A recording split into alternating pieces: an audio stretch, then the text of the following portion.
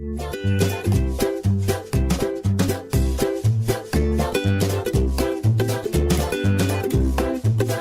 and welcome to Your Hometown Solutions. I'm your host, Jean Newell with Waterview Realty. And we have some exciting guests in the studio with me today, and we talk about everything related to family, finance, home, garden, garage, anything you would like. And we're going to be specializing in roofing today, so get your pencil, get your paper. We're going to be talking about roofing problems and storm problems. And in the studios, let me introduce our two co-hosts, Carolyn Wolf with Certified Mortgage Planners. Welcome again, Carolyn, to the studios. Glad to be back, Jean. Give us your I started to say your Certified Mortgage Planners number, but that's not it. Your MLS and MLS number. Yes. So you are appropriate and you are within legal guidelines. My license. Yes. Carolyn Wolf at Certified Mortgage. My NMLS number is 268538. And while you're talking, Carolyn, give out your contact information so people can write that down, because we're going to show how these roofing companies and the storms and different things can relate to you getting a mortgage. So you might want to write down Carolyn's contact information on that as well. All right. Thank you, Jean. Again, it's Carolyn Wolf at Certified Mortgage Planners. The best way to reach me is my cell phone at 321-795-9103 or our website at www.floridalendingpro.com. Oh, you are the lending pro. Yes. Yes, I am. I like that. Also in the studios is my co-host, Jonathan Lack with Lack & Lack Chartered Real Estate Attorneys. And he also is the owner of Waterview Realty and owns Waterview Title. Anything else that you own that we need to know about, John? Well, no, that's it for now. Are you a Tupperware lady or anything like that? Well, there is the Hardest Hit program, but I don't want to get us off track. We'll talk about that maybe in the next show. Thank you very much. And in the studios with me, we have two more guests. It's getting a little crowded here in the studios. Yes. I think we could fit one more in, but that's about it. We have some exciting guests, and it's Sean Gallagher and John Miller, and they're storm damage specialists and storm chasers, as they say, with Elrond. Welcome, gentlemen, to the studios. Thanks, Gene. Appreciate it. Thank you for having us. There you go, John. Sean, do you want to start off and tell us a little bit about what Elrond is all about and how you help people with damaged properties? Well, every year the spring thunderstorms and the fall thunderstorms and hurricane season brings damage to Floridians, and we help them by discovering damage that's occurred to their roofs and the exteriors of their homes and helping them navigate the claims process successfully so that their insurance policy might cover the cost or the bulk of the cost of that.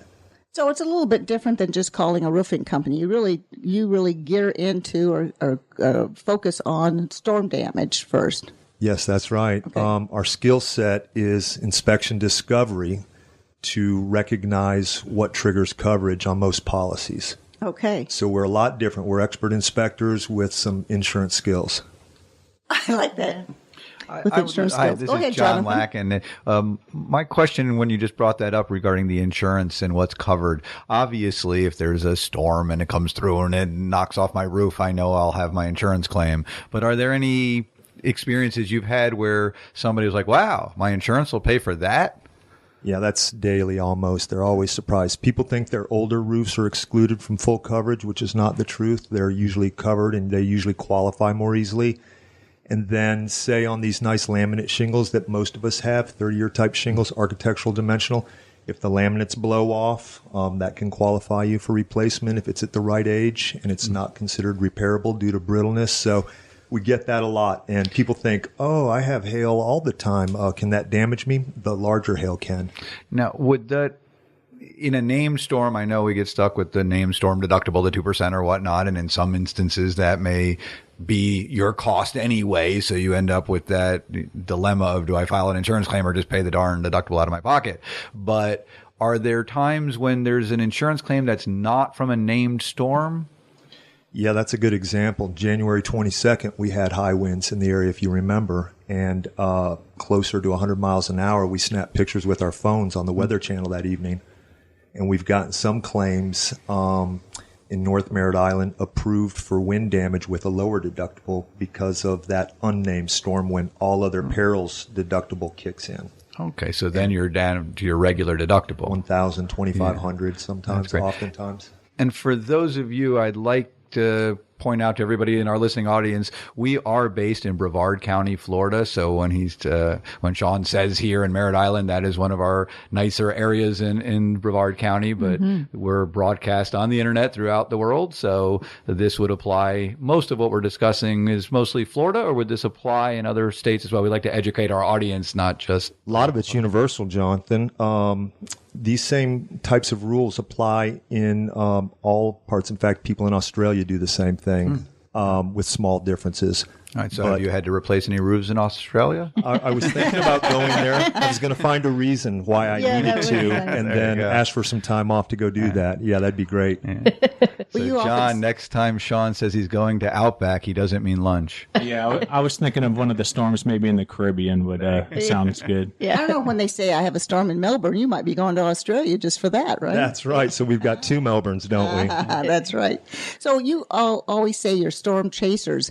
So do you cover other areas besides Brevard County? Yeah, good question. We do. We cover actually the entire state of Florida. Our licenses are statewide, so we do cover everywhere from South Florida up to North Florida, the Panhandle. So wherever there's a natural disaster, be it a hailstorm or a wind event, we will go to that area and work that location. So that was John Miller you were listening to. You won't know who you're listening to at home. We have so many players here in the studio, so we'll try to keep introducing ourselves.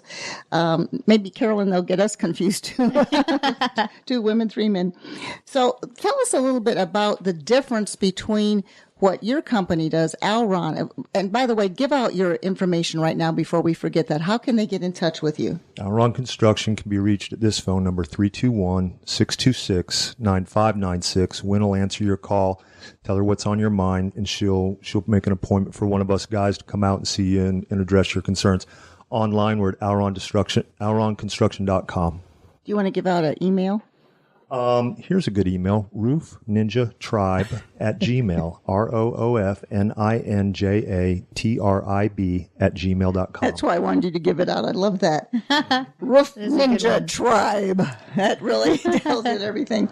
Well, some of the differences, I think people think, well, if I have damage to if I need a new roof and mine's just getting old, do they call you to take a look at it, or is it only from having a storm involved that they need to call you? It's both ways. Sometimes they want us to take a look at it, and we will to see if coverage could have been could trigger coverage. So if I go on the roof looking at a different sort of complaint, and I know by historical weather maps that we subscribe to that neighborhood sustained damage previously, I'll go look and see how that house fared. Mm-hmm. And we may come down with photos and show the owner, you have tree shingles, you have missing shingles, you have hail-struck shingles, and this qualifies you as hail damaged. Is there a time frame for something like that? 5 years from the date of loss. 5 years. Wow, Governor Christ extended that. It used to be shorter. I'm not sure what it was, but now it's 5 years, but we lose weathering clues that are useful in the investigation for the adjuster to see and be convinced. So it's better to claim quickly, and it's a requirement of your policy that as soon as you have knowledge that there could be a loss, you're supposed to claim. You're not supposed to do it at your convenience. Okay. You're supposed to claim it immediately. But if in your sample, we had a windstorm issue 2 years ago, and now I'm going to sell my house, and I get a roofer up there, or I go up there myself and say, ooh, there's an issue, or I give you a call and you come out and do an inspection and say, hey, look, I see some stuff. And of course, I have not been on my roof personally, so there could be missing shingles at the top corner that I would know nothing about. So you might be able to go back and say, hey, look, John, you've got some damage here, and we may be able to trace this back to a storm 2 years ago, and you might be able to make a claim. Yep, said perfectly. That's exactly what we do. We use historical weather data websites, and we may know your neighborhood and kind of already be familiar with it. Mm-hmm. So that's precisely what we do. We look for a date that would correspond with that. Well, that's excellent. This is John speaking, and I've actually got a good example of that. Just recently, we had a property in Titusville that the date of loss for the hailstorm was back in 2012. So it was actually coming up on the 5-year date. They called us for a leak. We got on the roof. We had known because we had actually, back in 2013, we had found damage on the properties adjacent to this property from the hailstorm. And we got on the roof, and they did have hail damage. It was 4 years and 10 months. So it was approaching that 5-year mark. Wow. We called the insurance company, had them come out. We thought the insurance company may drag out the process, give us a little bit of a tough time because of the length for the time from the storm. It actually went successful, and we were able to get them new roofs for the cost of their deductible. So Wow. it worked great. That's fabulous information. I hope our Very audience good. out there appreciates that. Well, I wanted to bring something about real estate. We were talking about this before the show. Carolyn, let's give them a scenario and let's see how John and Sean could answer this question. So, and Jonathan Lack, you speak up on this as well. So we have a home under contract.